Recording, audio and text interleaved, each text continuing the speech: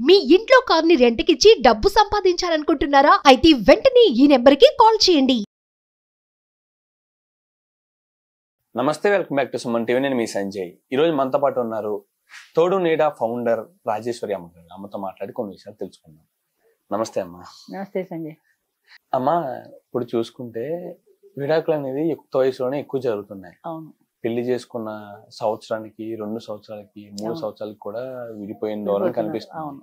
విడాకులు అనేది వయసుతో సంబంధం లేకుండా ఎక్కువగా పెద్ద వయసులోనే ఎక్కువ ఉంటది. అసలు ఈ విడాకులు తీసుకోవడానికి గల ముఖ్య కారణాలు ఏంటమ్మా? అసలు ఎందుకు విడిపోవాల్సి వస్తుంది? ప్రధానమైన కారణం ఏంటంటే ఓర్పు లేదు, సర్దుబాటు కూడా లేదు. మెయిన్లీ ఏంటంటే పూర్వం అసలు ఒక 40-50 ఏళ్ల వెనక్కి వెళ్తే మన దేశంలో విడాకులు లేవు.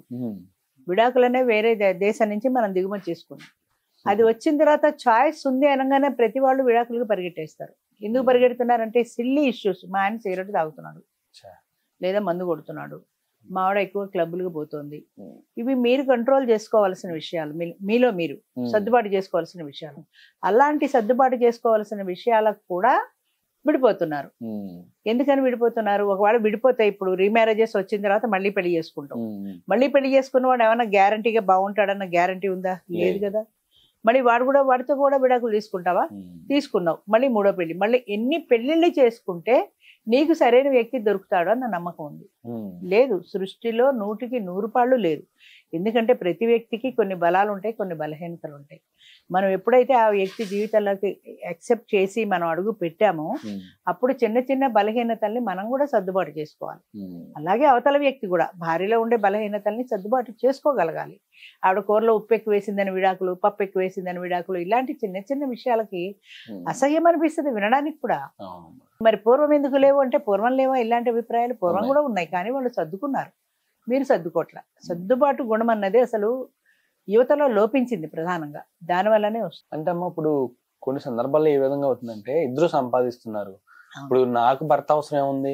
అంతే. నేను ఆయన మీద ఆధారపడి బతకాల్సి వస్తుందా? ఆయన అంటే నేను ఎందుకు పడాలి నా సంపాదన నాకుంది అన్న ధోరణి ఎక్కువైంది. తర్వాత పూర్వకాలం మెయిన్లీ పేరెంట్స్ కూడా పిల్లలకి కౌన్సిలింగ్ చేసేప్పుడు పెళ్ళి అయిన తర్వాత నీ చావైనా బతికైనా అక్కడే, నువ్వు పడలేదని మళ్ళీ వెనక్కి వచ్చేస్తే మేము యాక్సెప్ట్ చెయ్యము. అంచేత నీ పాటలు నువ్వే ఒకసారి నేను ఆయన చేతిలో పెట్టావంటే మీ ఇద్దరు కలిసి జీవించవలసిందే అని వెనక్కి వస్తే పేరెంట్స్ కూడా యాక్సెప్ట్ చేసేవాళ్ళు కాదు. ఇప్పుడు అదేం లేదు. పేరెంట్సే ముందు వాడికి విడాకులు ఇచ్చి మరే హాయిగా మా ఇంటికి వచ్చేది మన సుఖంగా ఉందో అనేది. లక్కీ భాస్కర్ సినిమాలోనే ఎక్కడో చూశాను. ఆ తల్లి చెప్తూ ఉంటుంది పిల్లకు, నీకు ఎందుకు పడనప్పుడు అక్కడ ఉంటావు, హాయిగా నువ్వు వచ్చేసాయి, ఇక్కడ ఉద్యోగం చేసుకొని నీకు నేను మళ్ళీ పెళ్లి చేస్తాను, మళ్ళీ పెళ్లి చేస్తాను అనే ఛాయిస్ నువ్వు పిల్లకి ఇస్తున్నావు. దాని మనసులో ఉద్దేశం ఉన్నా లేకపోయినా ఓహో మళ్ళీ పెళ్లి చేసుకోవచ్చు కదా అన్న ఛాయిస్ దానికి ఉంది. అనగానే అది వదిలిపెట్టేసి వచ్చేసింది, నువ్వు ఇంకో పెళ్లి చేసావు. ఆ పెళ్లిలో కూడా పడదు. ఏ పెళ్లిలోనూ కూడా ఇద్దరు మనుషులు, ఏ ఇద్దరైనా సరే, అది భార్యాభర్తలు కావచ్చు, అన్నా చెల్లెలు కావచ్చు, ఎవరైనా కావచ్చు, ఇద్దరు మనుషులు కలిసి ఉండడంలో ఎన్నో సమస్యలు ఉంటాయి. వాటిని సర్దుబాటు చేసుకుంటూ వెళ్ళాలి తప్ప ఈ చిన్న విషయం ఉంది కాబట్టి విడాకులకు వెళ్ళిపోతానంటే జీవితాలు వెళ్ళవు, ఎప్పటికీ వెళ్ళవు. ఇంకొకటి, ప్రతి వ్యక్తిలోనూ బలాలు ఉంటాయి, బలహీనతలు ఉంటాయి. ఆ వ్యక్తి బలాన్నే కాదు, మనం వాడి బలహీనతల్ని కూడా యాక్సెప్ట్ చేయగలగాలి. మా ఆయన మందు తాగుతాడు, నీకు ఇష్టం లేదు, నీకు ఇష్టం లేదా ఆయనకి చిన్నప్పటి నుంచి ఉన్న అలవాటు మానలేడు కదా. లేదా నువ్వు ముందే తెలుసుకో, అలా మందు తాగేవాడు అయితే నేను చేసుకోనని ముందే ఖచ్చితంగా చెప్పు. తెలుసుకున్న తర్వాత ఇప్పుడు ఇక్కడికి వచ్చాక ఆయన సిగరెట్ తాగుతున్నాడు, ఈయన మందు తాగుతున్నాడు, సిగరెట్ వాసన నాకు పడదు అంటే ఏం చేయలేం కదా. అందుకని చిన్న చిన్న విషయాల్లో సర్దుబాటు అనేది జీవితకాలం ఉండవలసిన సమస్య. జీవితకాలం కలిసి ఉండాలంటే సర్దుబాటు చాలా అవసరం. అది లేదు అంటే ఒక మొగుడు కాదు, ఎంతమంది మొగుళ్ళని మార్చినా, ఎంతమంది పెళ్ళాలని మార్చినా కూడా వాళ్ళు హ్యాపీగా ఉండలేరు. అమ్మా, ఇక్కడ చూసుకుంటే ఓకే, బాగుంది మీరు అన్నది. ఏ విధంగా అంటే వాళ్ళ మీద వాళ్ళకి ధోరణి ఏ విధమైన అంటే నేను నా భర్త మీద ఆధారపడాల్సిన అవసరం లేదు అన్న ధోరణిలో విడాకులు తీసుకుంటున్నారు. కానీ పిల్లలు ఏం చేశారమ్మా అంటే పిల్లలు అవసరం లేదా వాళ్ళకి, లేకపోతే పిల్లలు ఫ్యూచర్ లో అవసరం ఉండదు అనుకుంటున్నారా? ఇప్పుడు పిల్లలు నాకు అసలు పిల్లలే వద్దన్న విషయంలో విడాకులు తీసుకుంటున్నారా? అంటే విడాకులు తీసుకుంటే పిల్లలు అనేది గుర్తు రావట్లేదు వాళ్ళకి. అసలు వాళ్ళ జీవితమే ప్రధానం, వాళ్ళ సంతోషమే ప్రధానం. పిల్లలకి ప్రయారిటీ లేదు అక్కడ.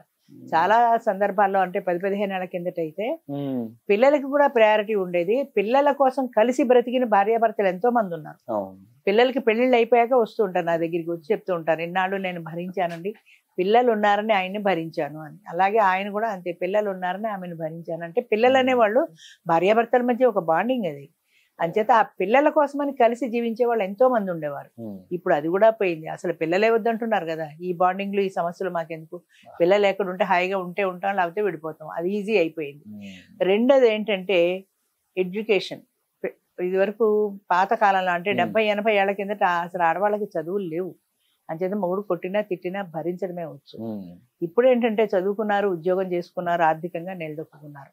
తమలపాకుతో తానోటంటే తలుపు చెక్కతో నేరండెంట అన్నట్టు ఆడవాళ్ళు కూడా సమానంగా పోరాడుతున్నారు.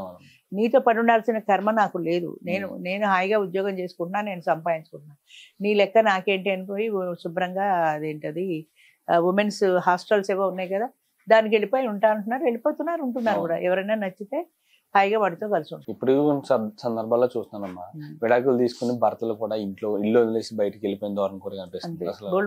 అసలు అమ్మా ప్రేమ పెళ్లిలో ఎక్కువ విడాకులకి కారణం అవుతున్నాయా, లేకపోతే అరేంజ్డ్ మ్యారేజెస్ ఎక్కువ విడాకులకు కారణం అవుతున్నాయా? ప్రేమ పెళ్లి అరేంజ్డ్ మ్యారేజ్ అని లేదండి, అన్ని ఆ విషయంలో ఒకటే. ఇప్పుడు 4 ఏళ్ళు ప్రేమించుకుంటారు, 6 ఏళ్ళు ప్రేమించుకుంటారు. నాకు తెలిసి 40 ఏళ్ల వయసులో ఒక ఆయన 5-6 ఏళ్ళు ప్రేమించి పెళ్లి చేసుకున్నాడు. పెళ్లి చేసుకున్న 2 ఏళ్ళు కాకుండా విడిపోయాడు. మరి 5-6 ఏళ్ళు ప్రేమించావు కదా, ప్రేమించి 1-2 ఏళ్ళు కూడా లేకుండా ఎట్లా విడిపోయావు అంటే నాకు నచ్చలేదు. మరి అంతకుముందు 5-6 ఏళ్ళు ఫ్రెండ్గా ఎలా నచ్చింది అంటే, గర్ల్ ఫ్రెండ్ వేరు పెళ్ళం వేరు కదండి. గర్ల్ ఫ్రెండ్గా ఉన్నప్పుడు ఆవిడంత దూరంలో కూర్చొని మాట్లాడుతుంది, అన్ని స్వీట్ నథింగ్సే ఉంటాయి వాళ్ళ మధ్య, సమస్యలు ఉండవు కదా. అదే భార్యగా ఇంటికి వచ్చేటప్పటికి ఆవిడ కొన్ని సమస్యల్ని లేవనెత్తుతుంది. ఇవాళ గ్యాస్ అయిపోయింది, లేదా ఇవాళ పిల్లాడికి స్కూల్ ఫీజు కట్టాలి, లేదా నా బర్త్డే వస్తుంది, నాకేం కొంటారు, ఇవన్నీ ఆయనకి సమస్యల్లాగా అనిపిస్తాయి. ఇదివరకు అవి లేవు. అంచేత గర్ల్ ఫ్రెండ్గా ఉంటేనే బాగుంది కాబట్టి ఇలాగ పెళ్లి చేసుకుంటే ఈ సమస్యలు ఉన్నాయి, నాకెందుకు ఈ పెళ్ళి అని అనిపిస్తోంది తప్ప, పెళ్లిలో కూడా ఒక మనిషి సాంగత్యము, నాకు తోడు అనేది ఉంది, జీవితకాలము ఈ తోడుతో నేను కలిసి ఉండాలన్న భావన ముఖ్యంగా యంగ్ జనరేషన్. ఇప్పుడు 60 ఏళ్లకి మేము పెళ్లిళ్ళు చేస్తున్నామంటే వాళ్ళు ఎలా కలిసి ఉంటున్నారు, వీళ్ళు ఎలా విడిపోతున్నారు చెప్పండి.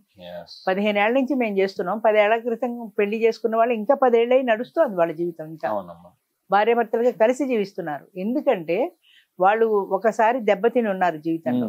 ఇప్పుడు చిన్న చిన్న విషయాలకి ఈమెతో దెబ్బలాడేసి నేను మళ్ళీ పెళ్లికి రెడీ అయిపోతే నాకు 65 ఏళ్ళు 70 ఏళ్ళు వచ్చేసి ఎవరు దొరకరు. తర్వాత ఒకసారి జీవితంలో దెబ్బతిన్న వాళ్ళు కాబట్టి ఆ కాంప్రమైజ్ అయ్యే లక్షణం పెద్దవాళ్ళలో ఉంటుంది సహజంగా, కాబట్టి కలిసి ఉండగలుగుతున్నారు. లేకపోతే వీళ్ళు కూడా అలాగే విడిపోయేవాళ్ళు. ఈ ఏజ్ లో దొరకడం కష్టం కదండి. 60 ఏళ్ళు 70 ఏళ్ళు వచ్చాక ఇంకో తోడు కావాలంటే దొరకదు. అంచేత ఉన్నది కాదు అంటే ఇంకోటి దొరకదు కాబట్టి కష్టమో సుఖమో ఏదో చచ్చినట్టు కొట్టుకుంటూనో తిట్టుకుంటూనో ఉంటున్నారు. కొట్టుకుంటూ తిట్టుకుంటూ ఎందుకు ఉండాలి, యువత ప్రశ్న అది. కొట్టుకుంటూ తిట్టుకుంటూ మాకు ఎందుకు ఉండాలి, ఇవాళ బెండకాయ కూర చేయమంటే ఆవిడ దొండకాయ కూర చేసింది, నేను ఎందుకు పడాలి. అంత చిన్న చిన్న విషయాలకు కూడా అంటే సర్దుబాటు లేకపోవడం, అడ్జస్ట్ అయిపోదాం, రేపు చేస్తుంది కదా పోనీ అని ఈయన రేపు చేస్తాలండి అని ఆవిడ అనదు, ఈయన రేపు ఎందుకు చేయాలి నేను ఇవాళ అడిగితే అనే చిన్న చిన్న విషయాల్లో కూడా తేడాలు ఎందుకు వస్తున్నాయంటే ఓర్పు లేదు, సహనం లేదు, భరించే శక్తి లేదు, అడ్జస్ట్మెంట్ నేచర్ లేదు, సర్దుబాటు అనేది లేదు జీవితంలో. ఆ సర్దుబాటు లేదు కాబట్టే యంగ్ జనరేషన్ లో పెళ్లిళ్ళు అన్ని ఫెయిల్ అవుతున్నాయి. మా దగ్గర పెళ్లిళ్ళు ఎక్కువ సక్సెస్ అవుతున్నాయి, ఫెయిల్యూర్స్ తక్కువ, సక్సెస్ ఎక్కువ. అమ్మ ఇంకొక క్వశ్చన్ చెప్పండి. ఇక్కడ మీరే అన్నారు చూసారా, ఏ విధంగా అంటే నాకు నచ్చింది చేయట్లేదు సంథింగ్, నేను ఎందుకు దాన్ని మాట్లాడాలి, ఈ ఈగోయిస్టిక్ ఫీలింగ్స్ అన్ని ఎక్కువ ఉన్నాయి. ఇది పక్కన పెడితే తను లేకుండా నేను బతకలేనా, అంటే భార్య లేకపోతే నేను బతకలేనా, భర్త లేకపోతే నేను బతకలేనా అన్న ధోరణి ఉంది. అసలు నిజంగా సమాజంలో వాళ్ళ అవసరం లేదంటారా? ఒక మగాడికి ఆడదాని అవసరం, ఆడదానికి మగాడి అవసరం అసలు లేదంటారా? మగాడి అవసరం, మగాడికి ఆడదాని అవసరం ఉందండి, ఖచ్చితంగా ఉంది, అది లేదని ఎవరు చెప్పలేరు. కాకపోతే ఈ భార్య లేకపోతే నేను బ్రతకలేనా అని అంటే ఆయన ఇంకో గర్ల్ ఫ్రెండ్ చూసుకుంటాడు. ఆడది కావాలి, ఈ భార్య కాకపోతే ఇంకొకటి కావాలి, ఇంకోటి కావాలి. ఆడది ఖచ్చితంగా మొగాడికి కావాలి, మొగాడు ఖచ్చితంగా ఆడదానికి కావాలి. ఇది సృష్టి రహస్యం, ఎవరు కాదనిలేని నిజం. బయటికి ఎన్ని బీరాలు పలికినా కూడా ఇది కాదనిలేని నిజం. కాకపోతే ఏంటంటే ఆ వ్యక్తితో సర్దుబాటు లేక నేను చెప్పిన పని అది చేయలేదు, నా మాటే జరగాలి అనే ఈగో ఎక్కువ ఉంది లేడీస్ లో కానీ జెంట్స్ లో కానీ. నా మాటే జరగాలి, నేను చెప్పినట్టే వినాలి అనే ఈగో ఎక్కువ ఉంది ఇద్దరికి కూడా. అంచేత బరాబరిగా ఇద్దరు నేనేం తక్కువ కాదు అన్నట్టు పోట్లాడుకుంటారు. అసలు విడాకులు తీసుకోవాలి అన్న ఆలోచన వచ్చినప్పుడు వాళ్ళు ఏం గుర్తు చేసుకోవాలంటారు, ముఖ్యంగా ఏం చెప్తారు వాళ్ళకి? ఫ్యామిలీ, పిల్లలు, ఇద్దరికి పిల్లలు ఉన్నారనుకోండి, ఇప్పుడు కొత్త ట్రెండ్ వచ్చింది, విడాకులు తీసుకుంటారు కానీ పిల్లలతో కలుస్తారు. నేను బయట చూసాను, సినిమాలో కూడా చూసాను, ఎక్కడో విడాకులు తీసుకుంటారు, ఆ అబ్బాయి తల్లి దగ్గర తండ్రి దగ్గర ఎక్కడో ఉంటాడు. తండ్రి దగ్గర ఉన్నాడు అనుకోండి, సపోజ్ వెకేషన్ వచ్చినప్పుడు తండ్రి తీసుకొచ్చి తల్లి దగ్గర దింపుతాడు ఆ పిల్లాన్ని. ఆ 10 రోజులు తల్లితో గడుపుతాడు. ఈ తల్లి దగ్గర ఇది అయిపోయాక మళ్ళీ ఈవిడ తీసుకెళ్లి కాలేజీ రీఓపెనింగ్ టైంకి తండ్రి దగ్గర దింపేస్తాడు. అలాగే పిల్లలు ఏదైనా ఫంక్షన్ కి కలిసి వెళ్ళేది ఉంటే, స్కూల్ ఫంక్షన్, కాలేజ్ ఫంక్షన్ ఏదైనా ఉంటే తండ్రి ఫోన్ చేస్తాడు, మనం వెళదామా, పిల్లడు ఫంక్షన్ ఉంది, సరే వెళదాం, ఇద్దరు కలిసి వెళ్తారు. అంటే పిల్లల విషయంలో కాంప్రమైజ్ అవుతున్నారు కానీ కలిసి ఉండడానికి కాంప్రమైజ్ కావట్లేదు. ఇది ఒక కొత్త ట్రెండ్. ఒక రకంగా బెటర్ ఏమో అనిపిస్తుంది, కనీసం పిల్లల్ని వదులుకోవటల్లా. కొంతమంది అలా కూడా కాదు, కంప్లీట్ గా పిల్లల్ని వదిలేస్తారు, ముఖ్యంగా తండ్రులు. చాలా మంది ఫోన్ చేస్తారు, నేను డైవర్స్ అని. మరి పిల్లలు లేరంటే, పిల్లలు ఉన్నారండి, ఆవిడ దగ్గరే ఉంటారండి, నాకేం సంబంధం లేదు. నీ సంబంధం లేకుండా ఎలా ఉంది? ఇన్నాళ్ళు కానీ పెంచిన తర్వాత నీ గుండెల మీద పెట్టుకుని పెంచావు కదా, ఆ పిల్లల నీకు గుర్తురారా? వాళ్ళు గుర్తొస్తే ఏం చేస్తావు? నాకు గుర్తొస్తారండి, నేను పిల్లలతో మాట్లాడదామంటే ఆవిడ మాట్లాడలేదండి, ఆవిడకి కోపం కదా నువ్వు అంటే, అంచేత మాట్లాడేవాడు. అంచేత అది ఆ పిల్లల పట్ల ఒక ఎమోషనల్ రిలేషన్ ఉండాలి, ఆ బాండింగ్ ఉండాలి. ఈ పిల్లలు నా పిల్లలు, వీళ్ళని పెంచడం, పెద్ద చేయడం, పెళ్లి చేయడం, ఈ బాధ్యత నాది అన్న ఫీలింగ్ ఉండాలి. ఆ బాండింగ్ లేనప్పుడు ఎవరి దారి వాళ్ళది. వాళ్ళ మధ్యలో పిల్లలు ఎంత సఫర్ అవుతారు, వాళ్ళ మానసిక పరిస్థితి ఒక్కసారి ఆలోచిస్తారా? స్కూల్కి వెళ్తే ఏదైనా అడుగుతుంది, డైవర్సీలనే వార్త బయట వింటే ఆ పిల్లలు ఎవరైనా హేళన చేయొచ్చు. లేదా వాడు స్కూల్ ఫంక్షన్ వస్తే తండ్రి దగ్గర ఉంటే తండ్రి ఒక్కడే వస్తాడు, తల్లి రాదు. తల్లి దగ్గర ఉంటే తల్లి ఒక్కతో వస్తుంది, తండ్రి రాదు. అలాంటప్పుడు వాడికి తండ్రి కూడా కావాలనిపిస్తుంది. మిగతా పిల్లలందరూ తల్లిదండ్రులతో కలిసి వచ్చినప్పుడు వీడు బాగా ఫీల్ అవుతాడు కదా. అసలు ఆ పిల్లల ఎమోషన్స్ పట్టించుకోరు పేరెంట్స్. అలా పట్టించుకుంటే అలా విడిపోరు కదా. అంచేత ఈ ఇద్దరి మధ్యన పిల్లలు నలిగిపోతున్నారు, వాళ్ళు మానసికంగా చాలా బాధపడుతున్నారు, చెప్పలేని పరిస్థితుల్లో వాళ్ళు బాధపడుతున్నారు.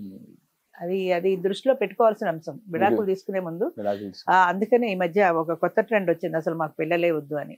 పిల్లలు ఉంటే కదా ఈ గొడవలు అని, మాకు పిల్లలు వద్దు. విడిపోయే ముందు బాధ్యత గుర్తు చేసుకోవాలంటారు. తప్పనిసరిగా. థ్యాంక్ యూ అమ్మా, థ్యాంక్ యూ వెరీ మచ్, చాలా మంచి మాటలు చెప్పారు. Thank you.